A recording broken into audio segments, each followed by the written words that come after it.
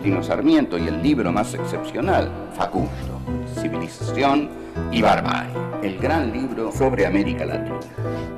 Y lo que dice Sartre en una de sus más bellas frases: un hombre es lo que hace con lo que hicieron de él. Foucault va a decir: el hombre ha muerto. Si se piensa en filosofía, lo que se piensa es la totalidad.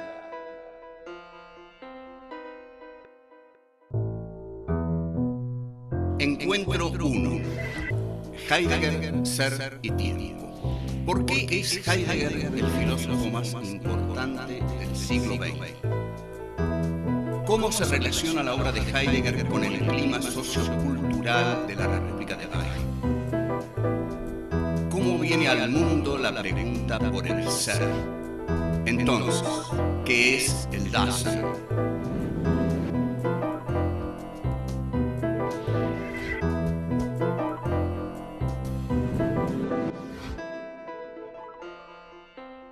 Que Heidegger fue el filósofo más importante del siglo XX es absurdo negarlo, nadie lo va a negar.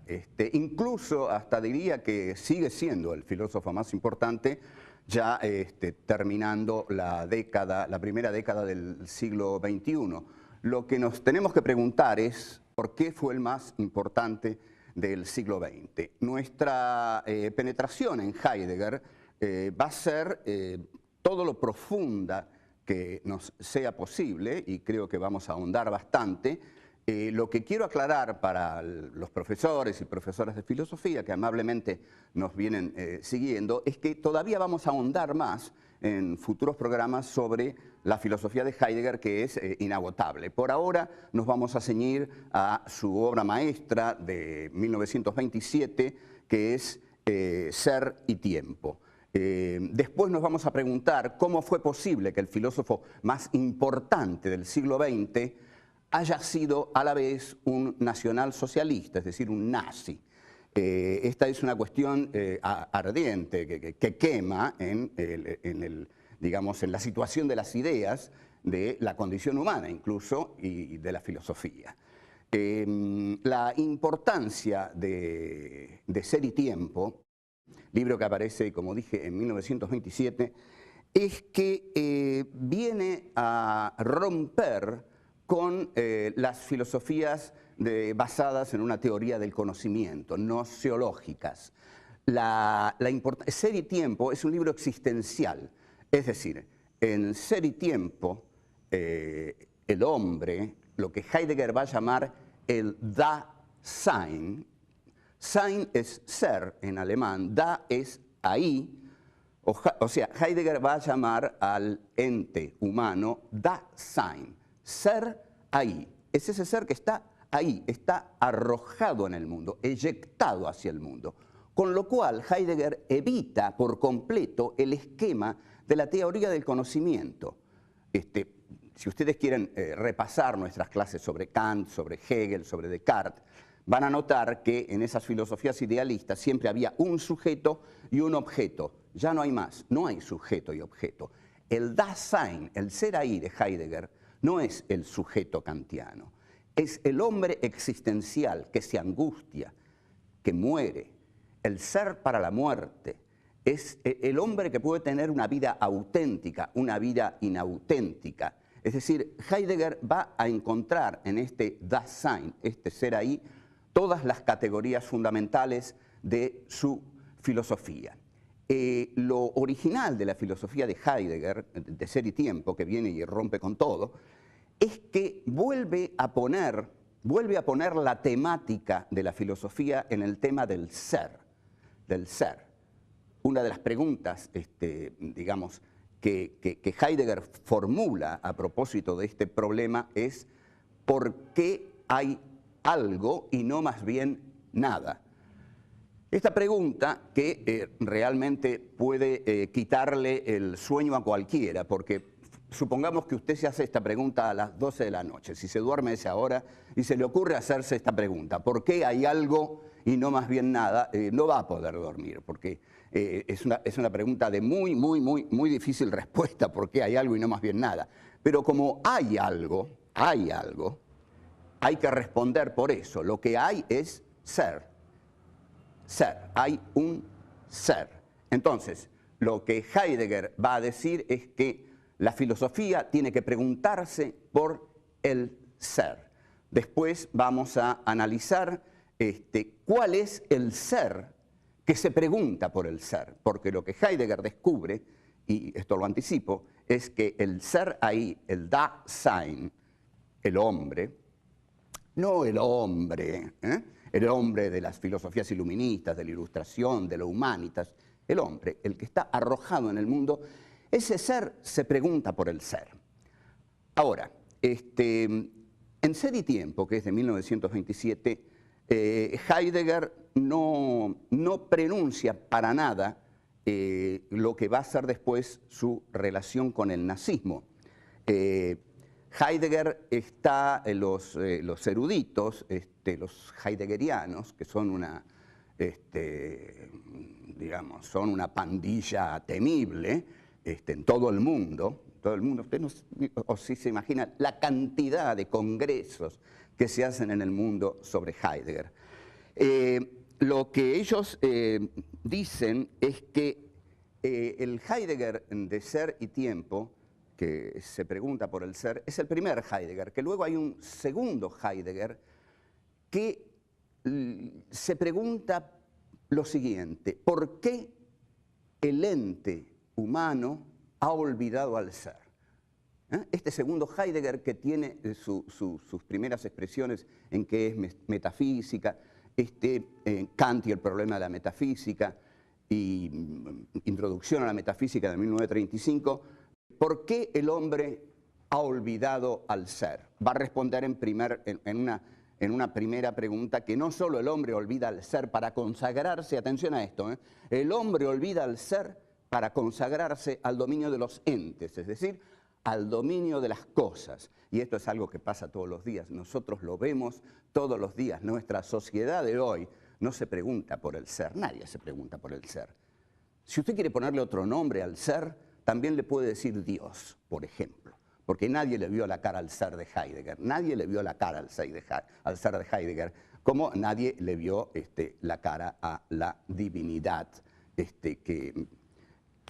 que constituye este mundo, digamos. Entonces, la sociedad de hoy ha olvidado lo trascendente y se concentra en el dominio de lo cósico, ¿no? Vaya al shopping y está lleno de cosas, lleno de entes. Y el hombre se pierde ahí y olvida todo.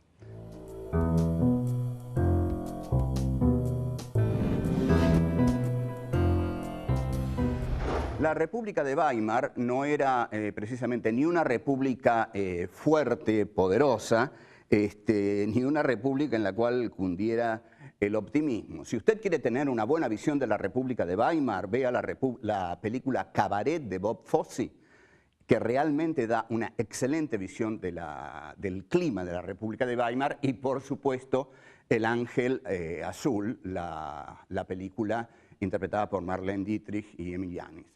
Bien, la República de Weimar estaba conducida por la socialdemocracia, que era una clase muy débil, muy indecisa. El grupo espartaquista de Rosa Luxemburgo había intentado hacer movimientos revolucionarios, la matan a Rosa Luxemburgo, comienza a surgir el nazismo, surge el expresionismo, surgen películas fundamentales como M, el vampiro negro, de Fritz Lang, como Nosferatu de Murnau, que es el primer Drácula que se filma, como El gabinete del doctor Caligari, en la que todos ven una prefiguración de la figura de Hitler, porque hay una especie de ente horroroso que se llama Nicolás y que está manejado por un doctor Caligari más siniestro, y este ente es un asesino. Todo este clima es consecuencia de la humillación de Alemania en el Tratado de Versalles al final de la Primera Guerra Mundial. La Primera Guerra Mundial es digamos, el fin de esa guerra. Los alemanes guerreros, digamos un Oswald Spengler, y por supuesto la jerarquía del ejército, no entiende por qué la clase política se rindió. No entiende por qué estaban estaban a 50 kilómetros de París, estaban llegando a París, entonces el ejército dice, bueno, ¿cómo nos rendimos? Y bueno, esto fue vivido por ese cabo que era Adolf Hitler, que peleaba en esa guerra, y el Tratado de Versalles, que en un tren le hacen firmar a Alemania, impone condiciones humillantes para Alemania. O sea, esta humillación está en el corazón de la Alemania de la cual va a surgir Hitler. Después, no sé si ustedes recuerdan, cuando Hitler exige la rendición de Francia, lo hace en el mismo tren en el que firmó Alemania la rendición del Tratado de Versalles. El surgimiento de Hitler no es casual, no obedece ni a su talento ni a su oratoria, también obedece a eso. Pero detrás de Hitler había poderosos intereses del capitalismo alemán que necesitaban un líder de derecha para frenar lo que llamaban la ola roja. El terror era la revolución de la Unión Soviética, que la ola roja no tomara Alemania. Incluso echan a rodar una versión según la cual Francia e Inglaterra negociarían con la Unión Soviética la entrega de Alemania a la Unión Soviética para tener relaciones de paz, lo cual se trata de aterrorizar al ciudadano medio. Hitler sigue teniendo apoyos internacionales de todos lados. Vean Juicio en Nuremberg, donde el abogado de los jueces nacionalsocialistas dice, Hitler no lo inventamos los alemanes, tuvo el apoyo de los industriales norteamericanos, tuvo el apoyo del Vaticano, tuvo el apoyo de la Unión Soviética, tuvo el apoyo de Churchill, que en 1938-37, Winston Churchill dijo, ojalá Inglaterra en algún momento de peligro de su democracia tenga a su frente a un hombre tan valeroso como Adolf Hitler. Esto lo dijo Churchill. O sea que Hitler no es un fenómeno aislado, no hay que analizar sus frustraciones personales. Es un fenómeno que surge de las raíces profundas de la historia, con razones históricas poderosas, y surge, esto sí, en el aspecto psíquico, psicológico, si queremos ver, de psicología de masas, de la humillación por el Tratado de Versalles. Lo que nosotros tenemos que analizar, además, y es fundamental esto, es lo que hace Hitler con la imagen del judío. Señala al judío como el otro maligno. Esos son los malignos. Esos se robaron la riqueza de Alemania, porque son muy inteligentes, porque son mercaderes muy inteligentes. Son más inteligentes que el simple ciudadano ario. Por eso nos roban el país y por eso los va a matar.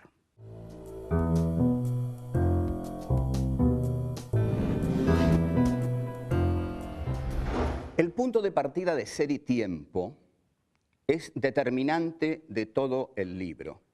En la introducción del libro, Heidegger dice, lo que me propongo es responder a la pregunta por el ser. Y aquí hace un desvío que es fundamental, fundamental. Honestamente, le arruina el libro, hace que el libro sea inservible para todos los discípulos posteriores de Heidegger que se basan en el Heidegger II, que nosotros ya vamos a estudiar. Pero ahora, veamos cuál es el desvío que hace Heidegger, porque es fascinante la cosa. Heidegger dice, yo me voy a preguntar por el ser, pero, dice, hay un ser que se pregunta por el ser. Y ese ser es el ser ahí, es el Dasein, el hombre. El hombre, que me disculpen los que no quieran ver en el Dasein el hombre, yo veo ahí el hombre, es el hombre. Y si no, vamos a ver todas las cosas que le pasan al Dasein, le pasan a usted, me pasan a mí y a todos los muchachos que están acá, las chicas también. Ahora, la pregunta es, entonces, ¿cómo viene al mundo la pregunta por el ser? ¿Por qué hay una pregunta por el ser? Bueno, hay una pregunta por el ser, porque hay un ser que se pregunta por el ser. ¿Qué ser se pregunta por el ser? El ser ahí, el Dasein, ese ser que está en estado de arrojo, en el mundo, ¿eh? No está el sujeto y ahí el objeto, no. Estamos arrojados al mundo, en estado de eyección, estamos como escupitados en el mundo. No hay una conciencia que constituye al mundo y el mundo es un objeto de la conciencia. Eso es una historia de las filosofías idealistas. Heidegger no hace una teoría del conocimiento, hace un análisis existencial del ser ahí. Bien, el ser ahí, atención, el ser ahí es el ahí de la pregunta por el ser. ¿Por qué? Porque el ser ahí se pregunta por el ser. ¿Por qué hay ser? Se pregunta el ser ahí, el Dasein, el hombre, usted, yo, todos. Nos preguntamos alguna vez, ¿por qué hay ser? ¿Por qué está todo esto aquí? Entonces, el ser por el cual viene al mundo la pregunta por el ser es el ser ahí, el Dasein. Esto hace que Heidegger le dé un lugar privilegiado al hombre. O sea, Ser y Tiempo se proponía ser una ontología. Ahí va la explicación de ontología, que es una palabra que asusta a todo el mundo, pero no.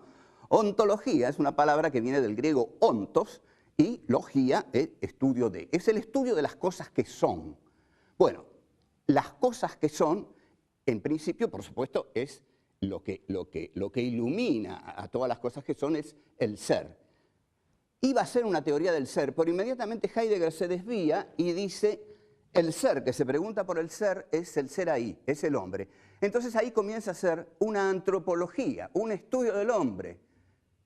Entonces, Ser y Tiempo es una antropología existencial, porque Heidegger dice, el hombre es el ser al cual le preocupa su ser. El hombre se angustia por el ser, por su ser y por el ser, y se pregunta por el ser. Entonces, Heidegger dice, el ser ahí, ¿no? Ese Dasein que está arrojado en el mundo, así caído en el mundo, es el que se pregunta, es el ahí del ser. El ser ahí es el ahí del ser. ¿Por qué es el ahí del ser? Porque en el ser ahí se formula la pregunta por el ser. Entonces, el hombre es ese ente privilegiado para la ontología, para la filosofía de Heidegger, sin el cual no habría pregunta por el ser.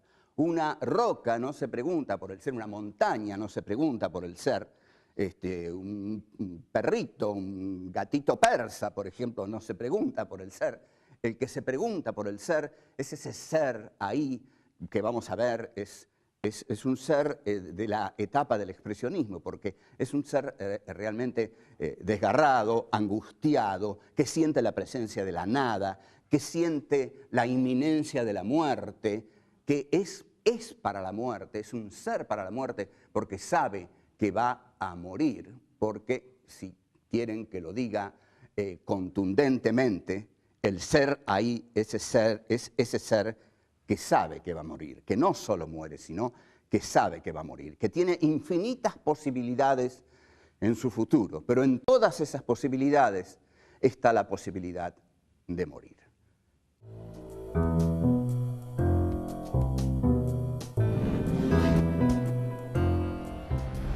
Vimos que el Dasein, y esta es nuestra pregunta por el Dasein, primeramente, ante todo, el Dasein es estar arrojado sobre el mundo. Es decir, el Dasein no tiene una relación cognoscitiva de conocimiento con el mundo, de sujeto a objeto. El Dasein no es el sujeto, el Dasein es un ente existencial. Está en estado de arrojo, digamos, como escupitado sobre el mundo. A ver, voy a dar un ejemplo que viene del Ser y la Nada, de Sartre, que es un discípulo de Heidegger. Cuando yo corro un taxi, por ejemplo, en la calle, voy corriendo un taxi, yo no tengo conciencia de decir, no digo nunca, yo estoy corriendo un taxi, no. La cosa es Dasein corriendo taxi. Está devorado el Dasein por el mundo, porque está arrojado hacia él. Cuando digo yo estoy corriendo un taxi, perdí el taxi, se fue, porque empecé a reflexionar y ahí perdí, se fue. Yo tengo que estar devorado por el mundo. Entonces, este estar devorado por el mundo viene de Edmund Husserl, el gran maestro de Heidegger. Gran maestro de Heidegger, que Heidegger en su etapa nazi borró la dedicatoria que Ser y Tiempo tenía a Edmund Husserl. Bueno, ya vamos a ver esto. Pero Edmund Husserl, el autor de Ideas para una fenomenología, es el creador de la escuela fenomenológica. ¿Qué dice la escuela fenomenológica? Busca salir de ese sujeto que residía en sí mismo. Piensen en Descartes. Descartes, que decía: pienso, luego existo. Es decir, ¿dónde estaba el punto de partida? En la interioridad del hombre, en su subjetividad. De ahí se partía, de su interioridad. Bueno, la intencionalidad husserliana de Husserl no parte de la interioridad del hombre. Lo que dice es que el hombre está arrojado hacia afuera. No partimos de una subjetividad que hay justamente en el sujeto, no. Partimos de una relación sujeto-mundo, ¿no?, que es indisociable. El sujeto está arrojado hacia el mundo, está, como va a decir Heidegger, eyectado. Y esta es la concepción que Heidegger toma de su maestro, que es la concepción fenomenológica. La concepción fenomenológica de Husserl consiste en decir que la conciencia es intencional porque la conciencia constantemente va más allá de sí misma, nunca reside en sí misma. Por eso Sartre, genialmente, va a decir: el hombre es nada. ¿Por qué? Porque justamente al no haber en el hombre como punto de partida esa subjetividad constituyente que había en Descartes, pienso, luego existo. ¿Por qué hay cosas afuera? Porque yo las pienso. No. Hay cosas afuera, hay cosas afuera.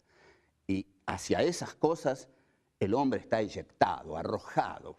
Y está arrojado también hacia sus posibles. Porque el hombre no es realidad, es posibilidad. Esto es muy hermoso, además es todo un pensamiento de una enorme belleza estética, que el hombre no sea realidad, sino posibilidad. Es una gran frase de las filosofías existencialistas que comienzan con Heidegger. Entonces aquí la pregunta es el hombre, es el Dasein el que fundamenta al mundo en Ser y Tiempo? Bueno, ante todo es el Dasein el que establece las relaciones en el mundo. ¿Por qué? ¿Por qué el Dasein es el ente relacionante? Muy sencillo, dice Heidegger, acudiendo a una teoría de los utensilios que hay en el mundo. En el mundo está lleno de cosas. Entonces, por supuesto que Heidegger no está hablando del primer hombre que apareció en el mundo, está hablando del mundo al cual llegamos. Y bueno, este ser ahí, ¿cómo se relaciona con el mundo? Porque hay distintos utensilios. Y los utensilios se relacionan entre ellos porque hay un proyecto humano. Entonces, digamos, nosotros podríamos tener un cuadro, un clavo y un martillo, y se acabó. Se acabó. Eso no significa nada. No hay ninguna significatividad ni relación entre el cuadro, el clavo y el martillo. Pero si viene un Dasein, un ser ahí, y dice: voy a colgar ese cuadro en la pared. Entonces, agarra el clavo, agarra el martillo, clava el clavo en la pared y cuelga el cuadro. Ahí se establece la relación entre el clavo, el martillo y el cuadro. Hace poco, hace unas semanas, el genial dibujante que ilustra este programa sacó una historieta, por llamarla así, en realidad era una postura filosófica. En la parte de arriba de la historieta había un volcán en erupción, una piedra, una enorme ola, un tsunami, digamos. Tsunami ya sería el nombre que le puso el hombre, ¿no? Una enorme ola, otro volcán en erupción, y abajo estaba el niño azul. El niño azul, el que es un personaje de Rep, un niño, no ingresaba a la historieta, no estaba en ningún cuadrito. Lo único que había en los cuadritos era un volcán que estallaba, una roca que caía, una avalancha, y la leyenda decía: en la realidad pasan muchas cosas, niño azul, en la realidad pasan muchas cosas, pero si no estás vos, no hay historia. ¿Qué significa esto? Que la naturaleza no tiene historia, que si un volcán hace erupción, es un hecho más de la naturaleza, pero si a los pies de ese volcán está la ciudad de Pompeya, es una tragedia.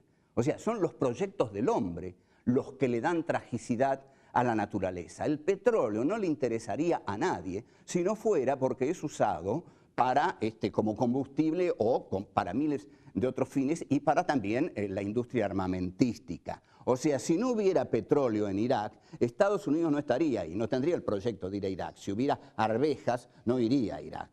Entonces, es el proyecto humano el que le da importancia a las cosas del mundo. El hombre es el que trae un sentido al mundo. Hasta luego, muchas gracias y nos vemos.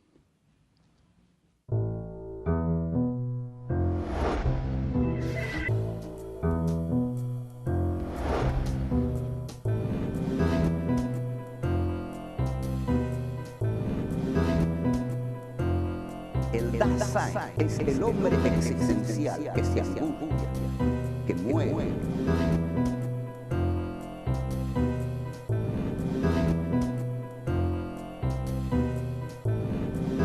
Heidegger dice, lo que me propongo es responder a la pregunta por el ser.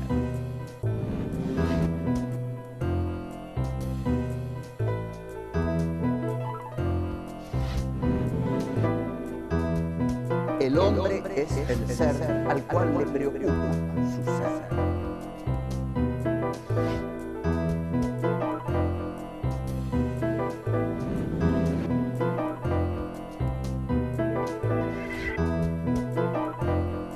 El hombre no es realidad, es posibilidad.